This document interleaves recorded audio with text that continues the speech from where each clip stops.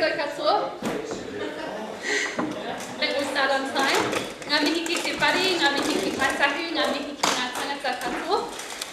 Nau mai, haere mai, Dr. Griffin, staff, ngā rakitira, media, and new staff member Katrina, welcome me. Welcome to this first Community and Environment Committee meeting of the Cranium. We have received an apology from Councillor Wilson, who is this afternoon away on other council business. So I will move that that apology be accepted. Seconded. Councillor Peake, thank you. I'll put that motion. All those in favour say aye. Aye. Against? It's carried. Confirmation of the agenda. Don't think, unless anyone has got anything they feel needs to be added at very short notice. I will move that the agenda be confirmed as on the order paper. Seconded, Councillor Peake. I'll put that motion. All those in favour? Aye. Against? That's carried. Declaration of interest, number 3, just for noting. So we'll move on to number 4, and I don't think that... I'll move. Thank you. Councillor Bezet will move. Councillor Hawkins, would you like to second? I wasn't there. Okay. I wasn't present at that meeting. Yeah. I don't believe any councillors were. Okay, So, yeah, Councillor Hawkins, thank you. So I'll put the motion that the minutes of the public part of Toitu's meeting held on 6th of November 2013 be noted. All those in favour? Aye. Against? That's carried. Thank you. And we move on to the 5th item on the agenda, which is the Otago Museum Quarterly Report, and we'll welcome Dr. Griffin to the table. Kia ora, Ian.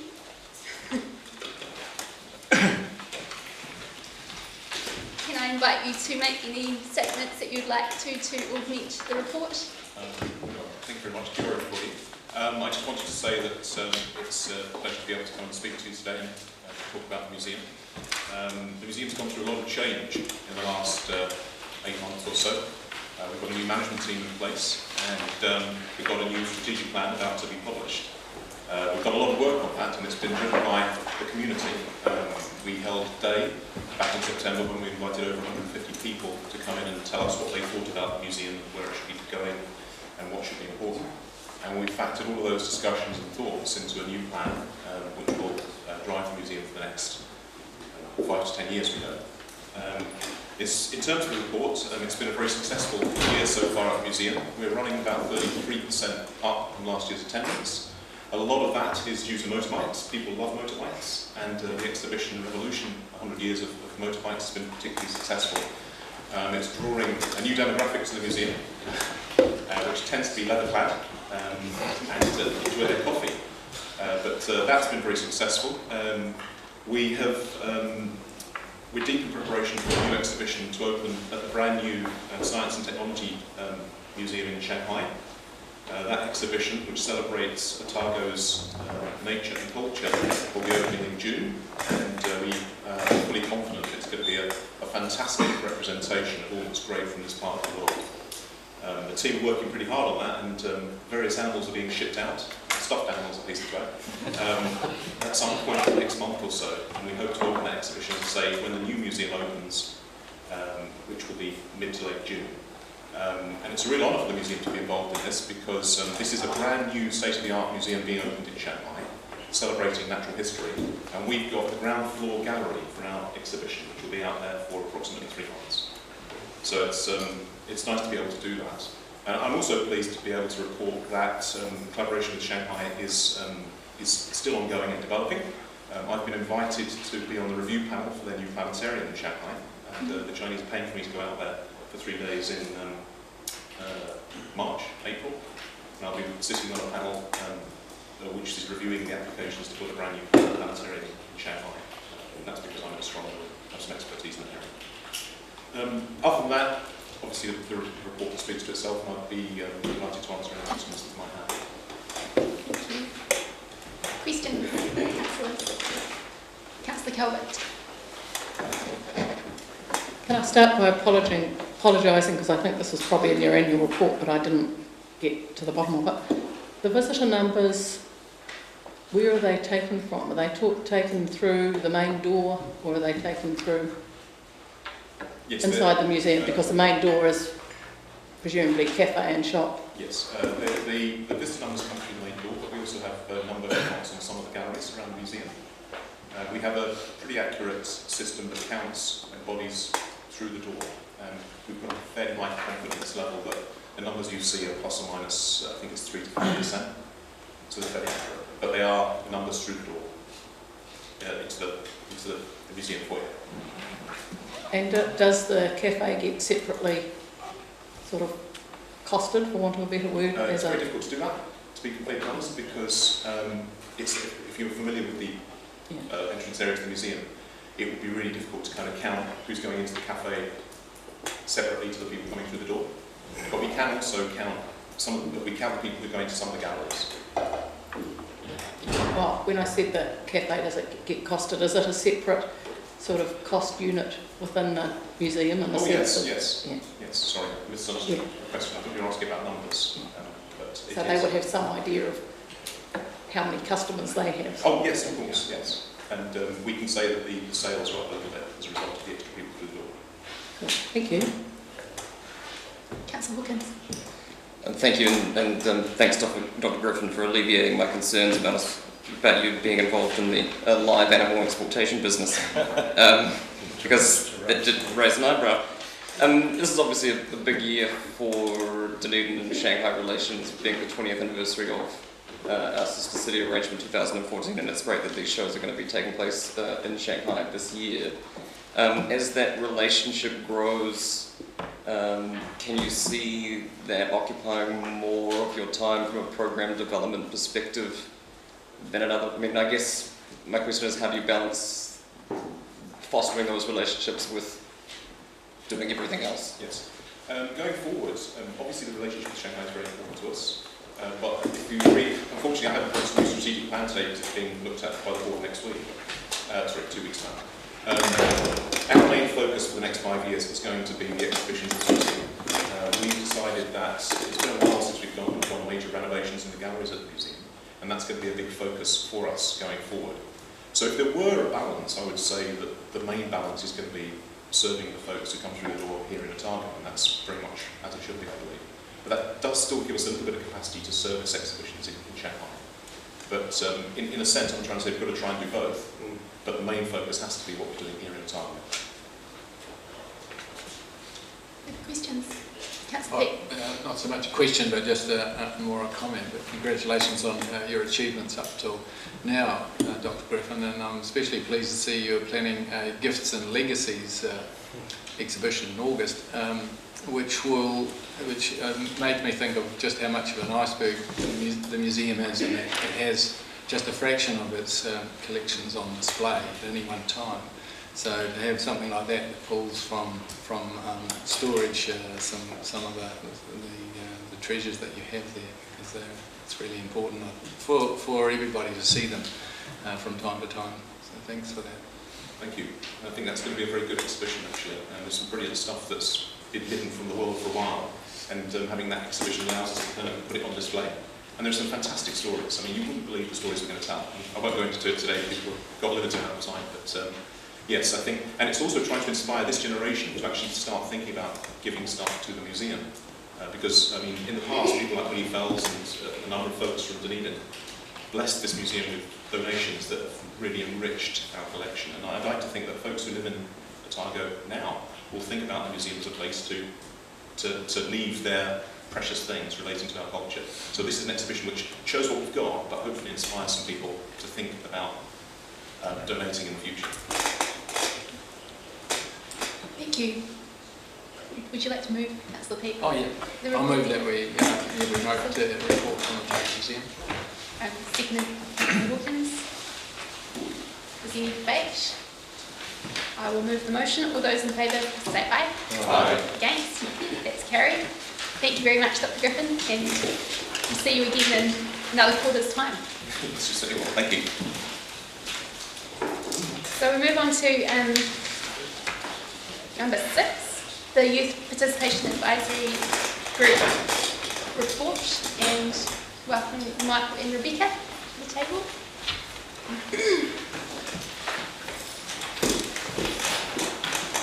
And I'll hand over to you guys to make any comments that you'd like to. It's open. Just thank you for the opportunity. You note from the report that we've mentioned the Youth Action Committee. For the benefit of the new councillors, I'm not sure if you've met members of the Youth Action Committee. The Youth Action Committee came together in 2007 and are the equivalent to what we would call a youth council. When we first approached some young people to advise council, our department, around how they would like to engage with some of the work that we were doing, the young people came back to us and said they don't want to advise, just advise, they'd like to act. So they chose the name the Youth Action Committee. They had a review in 2012, as you'll note from the report. And in terms of membership, in the nature of young people growing older, getting older, it's always fluctuated. And so we submit this report with the intent that we can have a look at how they work and how we can look at working closely with councils and council departments. Thank you. Anything to add, Rebecca? No. Any questions? Councillor Calvert. Again, I perhaps should know the answer to this, but how young's youth? So the youth, as we define it, is according to the United Nations, which is 12 to 24. There's always been an issue for us with YAC. Some of the members have got to 24 and have felt like they still want to be a part of it. They're still feeling young. You know what I mean? We do know. I mean, statistically, I think we've just over 50,000 of our population is under the age of 30. It's about 43%. That includes 0 to 14, but yeah, 12 to 24. To answer your question. So do you know how many are 12 to 24? I do actually. Sorry, 15 to 29, I know are 32,000. Statistics New Zealand don't break them down to the numbers that we need, but just as a guide, 15 to 29, 32,298. Approximately. If you feel the instance. So late high school through uni? Yes. Yeah. Further questions? Councillor Hawkins? One's perhaps a clarification and one is a question, and this may be a formatting error, and I regret that I didn't bring this up earlier, but under implications for sustainability, it says better engagement of the young people in the city ensures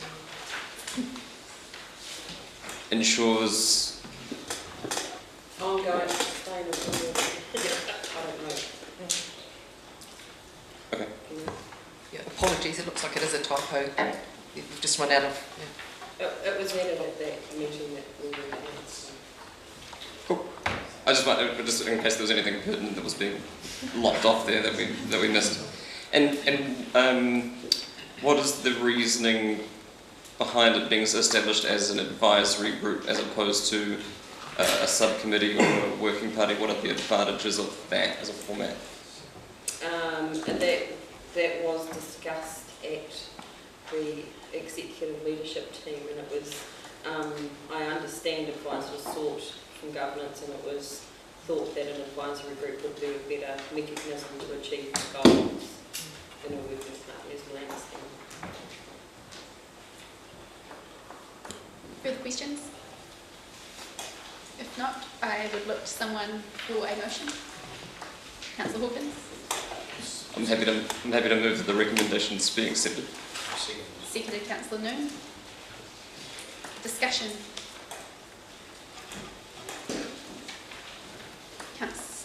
Your worship. Just note that following the last year's local body elections right across the country, it was observed that one of the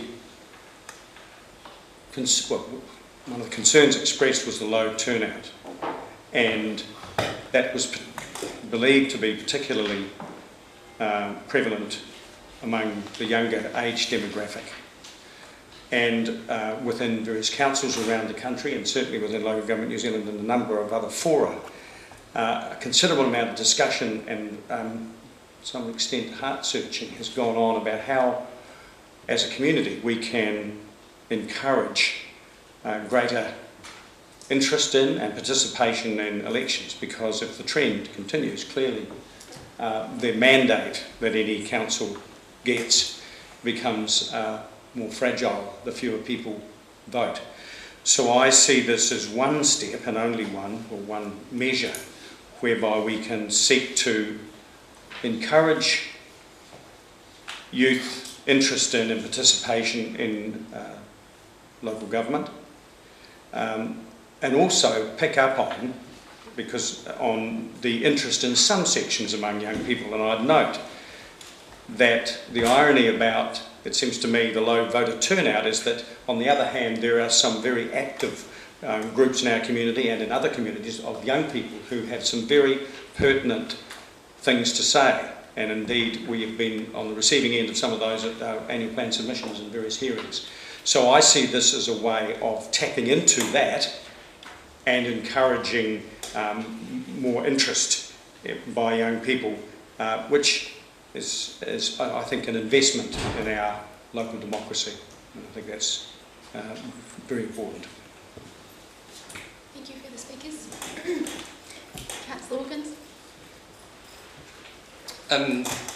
Regardless of my relative youth around this table, a point that our local news media is so fond of pointing out, I don't presume to be able to speak for the issues and concerns that will be raised, hopefully raised through this advisory group, but I was relatively recently of that demographic, and I do recall from that time having great issue with a lot of these initiatives being very much top-down, and people far older than myself telling me what I didn't want, perhaps, and a lot of those initiatives, for not too surprising reasons, didn't really get off the ground. And so what excites me about this is that it is youth-led. This is solely to facilitate the ideas and concerns that youth have, but also in the other direction, a great opportunity for us as a council to farm out consultation, if you like, to the demographics that our current consultation processes may not be reaching as often as they could. So that's all I wanted to say. I'm very supportive, obviously, as the mover of the motion, and I look forward to the work of this over the triennium, and hopefully we'll have a far stronger input from our city's youth when it comes to our long-term plan discussions in a year's time. Councillor Calvert. All seems like a generally good plan to me, but when you say it's youth-led, it looks to me like it's led by members of the group around this table, the councillors, not youth-led at all. I wonder whether any thought had been given to having the chair, for example, the representative from OUSA, or having them throw up a chair if we really want it to be youth-led, have somebody in the actual demographic leading it. That was considered.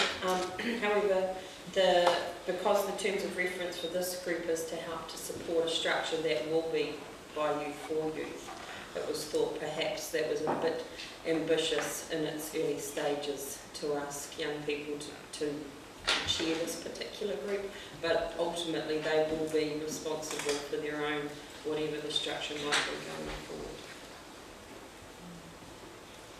When you say ultimately, that's not what this is. Terms of reference support young people to develop a structure which enables effective youth voice within council and in council processes. So that structure, whatever it may be, will be by youth and for youth. So that will be chaired by young people. This group is a support alongside that. So this group would be disestablished, or it would change its membership or structure? Which would it be? So then the second point, the second term of reference was to provide support and advice through that youth structure on how to ensure their youth perspectives are appropriately considered in decisions around council. So initially the job of the advisory group is to help establish a structure, and then to sit alongside that structure and provide advice and support going forward is my interpretation. So it isn't actually youth-led. Further discussion? If not, then I'll just add a couple of comments and start by addressing that concern. I think that the... Oh, but you two aren't going... I mean, you know... Well, I think that we, as the discussions have progressed in around this particular issue, there was a very strong focus on ensuring that this is a support group to enable a youth structure to be developed. And this particular phase will involve young people and will be about fostering young people to develop that structure. Once that structure has been established, and it could be that the Youth Action Committee is deemed the most appropriate way, and it's simply about reinvigorating that and providing support around that. It could be a different structure, it could be a youth council, it could be any number of things. Once that is established, the role, as Rebecca, as Mrs. Williams has outlined, will change and will be much more about supporting that structure. For me, I think this is really exciting. It's one of the most exciting things I think I've seen in 3 years on council. The potential to tap into that youth energy and the vision, and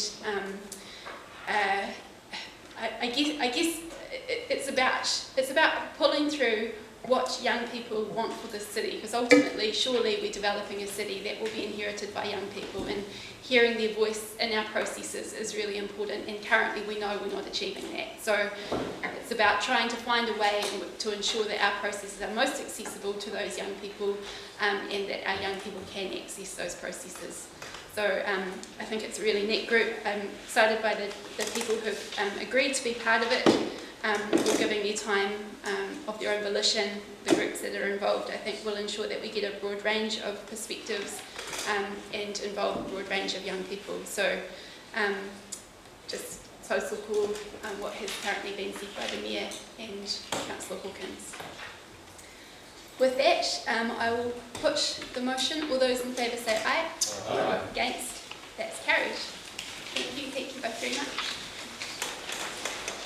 So, I think that's the last public item. Thank you. So, notification of agenda items for consideration by the Chair. Does anyone have any issues they would like Councillor Peat and I to consider? If not, I will move on to item 8, which means that we are moving into the public excluded part of the meeting, and I will move as per the agenda that we exclude the public for the reasons outlined on the order paper. Seconded, Councillor Peat. All those in favour say aye. Aye. Against? That's carried. Thank you.